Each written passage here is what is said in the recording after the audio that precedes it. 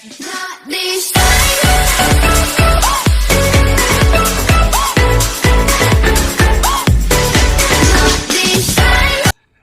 afternoon, everyone, and welcome back to the Fantasy 420, where today we are going to be returning to the hardwood and discussing some fantasy basketball priority playoff ads for Week 22, aka quarterfinals, the first week in our playoff season.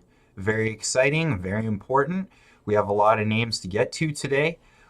Before I get to them, I do want to mention that there are two teams that play only 2 games this week, so we're going to shy away from them. The first being the Golden State Warriors. They don't really have a lot of people to pick up on the wire, but I did want to mention that they do have Kevin Durant with a bruised ankle as of yesterday, and that's obviously really scary. So we hope he comes back, especially with a 5-week slate next week.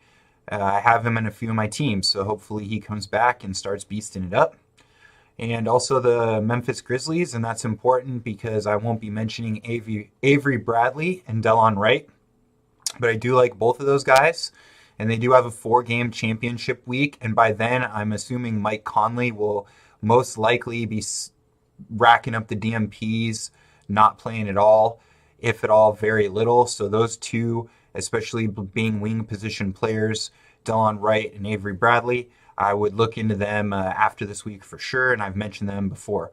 So moving on, these players are all less than 50% owned in Yahoo leagues, and they all have 4 games this week. We only have 3 weeks left, so it is really important, especially to win this week or you go home. So the first name we have on this list, I'm surprised he's still on this list, Patrick Beverley, point guard, shooting guard for the Los Angeles Clippers, still 49% owned. I think he's pretty much a must-add, and you should be checking your waiver wire right now at this point in the game. The Clippers are looking for a playoff spot, so he's going to be playing the rest of the year, a ton of minutes.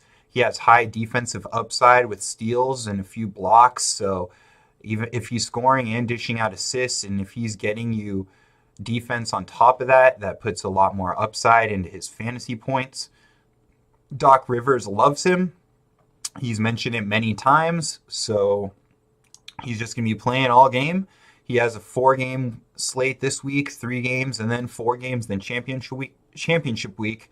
So like I said, I'd probably consider him must-own at this point, and I don't know how he's not on the wire. Even in really shallow leagues, he should be owned. So the next name I'm going to mention is Jay Crowder, small forward, power forward, plays for the Jazz, 36% owned. He has been averaging 30 minutes a game for around a month or so. He, along with Patrick Beverley, has defensive upside, gets you steals, so that's really nice. Like the Clippers, they're contending for a playoff spot as well, so he should be reaching those minutes, and they should not be restricted in any way. 4-game slate, 4 games next week, and then 3 games in the championship week. I will say he's below Beverley because he does put up a couple stinkers now and then, but he should be a decently reliable 25 fantasy points per game. I would just say he's a little less consistent than Patrick Beverley.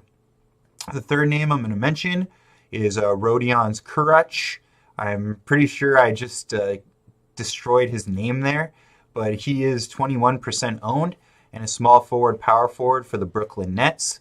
The Nets are playing well in the 3 games that he has been starting, and he should have a starting role for the remainder of the season. I don't see him giving that up. He's been around 25 minutes a game and 25 fantasy points per game over his last 4, so those are great numbers.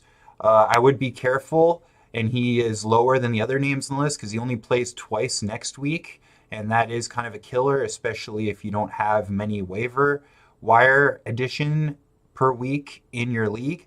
But he is a good name for this week, plays 4 games, and he's a decent player as well, scores, and they're going to need him to score for that team. So I like that name as well. Mentioned him last week, but I'm going to mention Luke Kennard again, 38% owned, shooting guard for the Pistons. Pistons play 4 games this week, 4 games next week, 3 in the championship week. So for the next 2 weeks especially, you're going to get a high volume per game player. He's around 20 to 30 fantasy points per game, 30 minutes over the past month or so. Detroit's become a playoff team, and he's become a crucial young scorer. So he's going to get you points, and like I said, provide you a decent floor and play 8 games the next 2 weeks, which is really important. So he's worth a mention on this list. Finally, we have a bunch of names to mention off of a certain team, the Los Angeles Lakers, who are now the tanking Lakers. Unfortunately, I'm obviously a LeBron fan, being a Cleveland fan, and he brought us a championship, and I loved watching him play. But the Lakers have 4 games this week, 3 games next week, and 4 games in the championship week. A bunch of names you have to mention as they obviously started tanking. Lonzo Ball is out for the year. Brandon Ingram's out for the year. LeBron is on a minutes restriction. Kyle Kuzma is coming back from an injury. How much longer are they incentivized to play him? Rondo, Lance Stevenson, JaVale McGee, all these older guys, how much longer are they going to play them? There's a ton of guys who are younger on their team who I expect to see a minutes kick down the stretch, and a lot of them are names you should definitely look to add on your team. And I will go through them in order of importance of which I believe. First being Mo Wagner. He's around 22% owned, small forward, power forward for the Lakers. He started last game and had the most minutes on their team with 34 minutes against the Celtics, and then had 34 fantasy points in that game.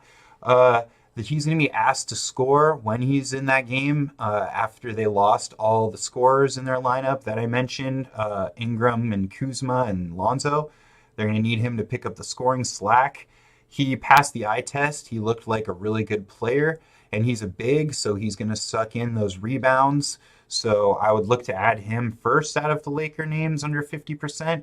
Next, I'd look for Jonathan Williams. He's a 23-year-old, really young player. Just came off 18-10 game and 29 minutes against the Celtics. 4% owned, should be universally looked at everywhere. If he's a double-double guy for the young team that's going to get minutes down the stretch, he should be looked at least. Another name, Alex Caruso. He's only 1% owned, but he had 29 minutes versus Denver 2 games ago and 30 minutes against Boston, scoring 25 fantasy points against Denver and then 16 against Boston. I'd put him as the third name on that list, but if he's going to get 30 minutes a game, he's worth a mention. And if he can get you 4 games and then 4 games in a championship week, depending on how great your team is, and how deep your league is, he's worth a look. I will mention Josh Hart and Reggie Bullock, but I do think those guys, they kind of know what they have a little bit more. They'll be a little less incentivized to play them. They'll probably see like a low 20 minutes per game, and I'd be less inclined to look at them over the 3 other guys. They're a little bit older, like I said, been in the league longer, and the Lakers know what they have a little bit more with them. So I still think they're important to look at and mention, and maybe Hart has a few blow-up games in there. But overall, I would definitely look at those 3 younger guys first. And it was a pleasure talking to you today, guys. Hopefully we all made the playoffs, and we're going to take a step forward and make the semifinals using these player ads. I'll see you tomorrow with another video, and I hope you take it easy as always. Have a great day.